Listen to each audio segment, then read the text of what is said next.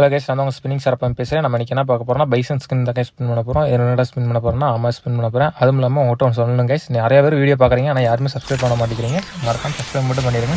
Subscribe பண்ணிட்டு பார்த்தீங்கன்னா எனக்கு ரொம்ப ஆறுதலாக இருக்கும். நான் வந்து உங்களுக்கு தொடர்ந்து வீடியோ போடுறதுக்கு சப்போர்ட்ஃபுல்லாக இருக்கும் கைஸ். நீங்கள் மறக்காம சப்போர்ட் பண்ணுவீங்கன்னு நினைக்கிறேன். சப்ஸ்கிரைப் மட்டும் பண்ணிடுங்க. ஒரு சப்ஸ்கிரைப் தட்டி விட்டு பாருங்கள் கைஸ்.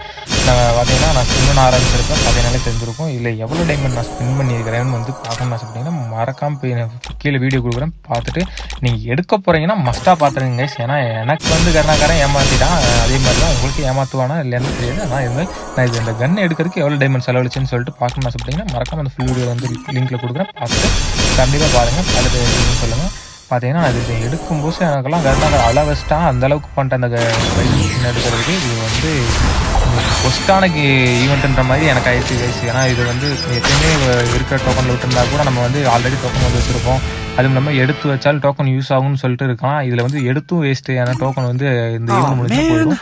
அப்படி நினச்சிட்டு நமக்கு ஒன்றும் பண்ண முடியல. மறக்காம போய் பார்த்துட்டு எப்படி இருக்குன்னு சொல்லுங்கள் கைஸ். Bye guys.